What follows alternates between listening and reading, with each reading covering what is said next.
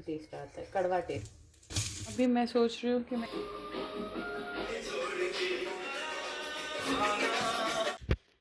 Bye an automatic सी। अब ये अस्सलाम वालेकुम, उम्मीद है आप सब खैरियत से होंगे। आज के दिन की भी शुरुआत वैसी ही जैसे नॉर्मल ब्रेकफास्ट रूटीन की होती वैसी हुई, लेकिन आज दिल की फीलिंग कुछ अजीब थी क्योंकि ये उन आखिरी दिनों में से है जो हमारे आयरलैंड में बच गए थे। ये सोचा नहीं था कि इस घर को पैक करके वापस पाकिस्तान का सफ़र होगा। ज़िंदगी इतनी जल्दी बदल जाती है, कभी नहीं सोचा इस बारे में, but this is happening finally. Breakfast बनाते हुए मेरे दिल में यही ख़्याल आ रहा था कि अभी कुछ दिन पहले सब कितना नॉर्मल था, सारी लाइफ एक नॉर्मल पैटर्न से, एक रूटीन से चल रही थी, and all of a sudden सारा फोकस जो है वो पैकिंग पे आ गया है। हम कितने टाइम से सोच रहे थे इस कि ये टाइम आएगा, एंड जब वो फाइनली आ गया तो ये एक अजीब सी फीलिंग है जो हम किसी को शायद समझा ही नहीं पाएंगे। स्कूल रूटीन्स, बच्चे स्कूल जाना, चीज़ें करना, it was so exciting, but अब जो है इस सफ़र का अख्ताम हुआ और फाइनली हमारे पाकिस्तान का सफ़र होगा। इंशाल्लाह इस व्लॉग में मैं आपके साथ जो है अपनी पैकिंग की जर्नी को शेयर करूँगी कि मैं पैकिंग कैसे करती हूँ और चीज़ों कैसे, ऑब्वियसली आप इतना अपनी लाइफ बनाते हैं तो फिर उन सब चीज़ों को जमा करना और सूटकेसेस में डालना, ये भी एक बहुत बड़ा टास्क होता है।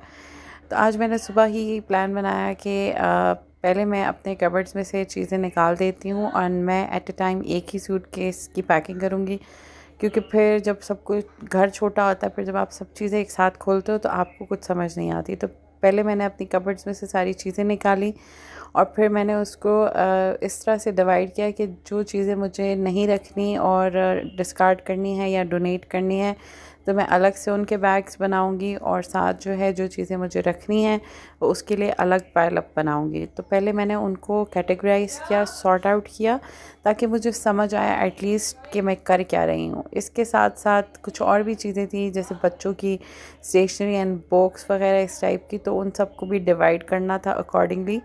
तो मैंने वो भी सारी चीज़ें जो है टेबल्स पे रखी, और ताकि मुझे जो है समझ आए और क्लैरिटी मिले इस चीज़ की कि मैंने इन चीज़ों को जो है प्रॉपर्ली अरेंज कैसे करना है। ऑब्वियसली आपके 25 केजी के बैग में आप जो है कितना ही सामान रख सकते हैं, और उसको कैसे अरेंज करना होता है ये भी एक बहुत ट्रिकी सी सिचुएशन होती है। घर की हालत was like very bad, but this is what it is.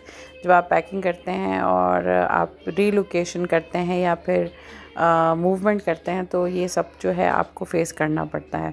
तो ये छोटे दिल वालों का काम नहीं है, इसके लिए दिल को बहुत मजबूत करना पड़ता है और बहुत बड़ा करना पड़ता है। और ना ये एक दिन का काम होता है। आप एक सबसे पहले तो आपको माइंड में होना चाहिए कि आपको अपनी चीज़ों को कैटेगराइज़ करना है। आप लिख के फिर घर में आप डिफरेंट कॉर्नर्स बनाएं ताकि आप वहाँ पे चीज़ें रखें और वो आपको विजुअली नज़र आए, और उनको जो है वेट के हिसाब से आप अपने बैग्स में डिस्ट्रीब्यूट कर सकें। सबसे मुश्किल चीज़ जो मेरे लिए पर्सनली है, मुझे बुक्स के साथ एक अजीब तरह की अटैचमेंट है, और जो सबसे बड़ा मसला होता है पेपर वेट। आप कब ऐसे वेट बढ़ाता है कि आपको समझ भी नहीं आती लगेज की। मैंने उसके बारे में थोड़ा सा प्लान आउट किया कि मैंने इन चीज़ों को कैसे संभालना है और इसको हैंड कैरीज़ में और सूटकेसेस में कैसे डिस्ट्रीब्यूट करूँगी। शुक्र है मैं अपने साथ जो है एक वैक्यूम बैग्स और वैक्यूम पम्प, मैंने जब मैं पाकिस्तान थी आ रही थी तो मैंने दराज से ऑर्डर किया था, तो उसने मेरी बहुत हेल्प की, क्योंकि सूटकेसेस में आप जब रैंडमली चीज़ें डालते हैं तो वो प्रॉपर तरीके से अरेंज नहीं होती है। तो जो वैक्यूम बैग्स होते हैं उसका फ़ायदा ये होता है कि आपके पास स्पेस अच्छी खासी बन जाती है।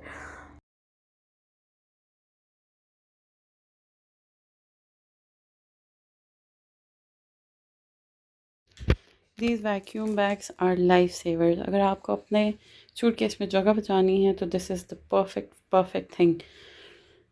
ये बात नहीं है कि आपकी वेट में कोई हेल्प करेगा कि आपका लगेज जो है वो 25 है तो वो 22 हो जाएगा, बट आप अपने बैग की स्पेस को जो है इसकी वजह से मैक्सिमाइज़ कर सकते हैं।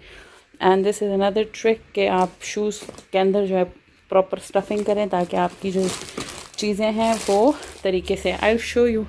अभी लुक एट दिस, ये भी फ़िलहाल फुल यहाँ तक आया हुआ है। अब जब मैं इसको वैक्यूम, अब मेरे पास वो है मैनुअल है, लेकिन I am thinking to buy an automatic one, like वो जो मशीन वाला प्रॉपर सक्शन का होता है वो ज़्यादा एफिशिएंट है। मुझे दराज से ये मिला था, मैंने वहाँ से ऑर्डर किया था, तो आई हैड नो आइडिया कि ये इस तरह का आएगा, लेकिन बहुत अच्छा है, इसकी क्वालिटी भी बहुत अच्छी थी और बहुत ही बेहतरीन चीज़ है। ये सी, अब ये फुल मुंह तक आया हुआ था, अब इसके ऊपर भी अच्छी खासी एक आप लेयरिंग कर सकते हैं, और इसके अलावा साइड पे भी ये काफ़ी स्पेस खाली हो गई। अब मे बी किसी को लगेगा कि इतने से स्पेस से क्या होगा, बट दिस इज़ गोल्ड अगर आपको स्पेस बनानी है तो। मैंने बस इतना प्लान किया हुआ है कि मैं सुबह के टाइम जो है अपने एक बैग या हैंड कैरी या कुछ भी है लेके बैठ जाती हूँ जिस टाइम पे बच्चे स्कूल में होते हैं। एक तो मुझे आराम से टाइम मिल जाता है, और दूसरा घर में कुछ भी मैं कर लूँ तो आसानी से मैं उसको मैनेज कर सकती हूँ। आज भी मैंने वही किया, मैंने जल्दी से अपने एक बैग को जो है वो ठिकाने लगा दिया, एंड फाइनली जो है उसकी फ़ाइनल वेट वगैरह करके सब वो एंड तक पहुंच गया था। फिर मैंने जल्दी से सुपरफिशियल सफाई की, चीज़ों को अरेंज किया, बच्चों को पिक किया, एंड आज का दिन बस इसी चीज़ों में गुजर गया। ओवरवेलमिंग येट एक्साइटमेंट एंड खुशी भी है कि वी आर गोइंग बैक इंशाल्लाह सून। और यकीन नहीं आ रहा कि इतनी जल्दी ये वक्त गुजर गया, और ये भी यकीन नहीं आ रहा कि अब वक्त आ गया है कि फ़ाइनली मुझे जो है अब जाना है। अब जैसे मैंने आपको बताया था कि आप कॉर्नर्स बना लो, अब मेरी ये कुछ चीज़ें हैं जो आज के सामान में से निकली, और इसको मैंने हैंड कैरी में जो है अरेंज करना है। तो अगर आप इस तरह से फॉलो करेंगे तो मतलब कैटेगराइज करेंगे तो आपके लिए बहुत आसान हो जाता है।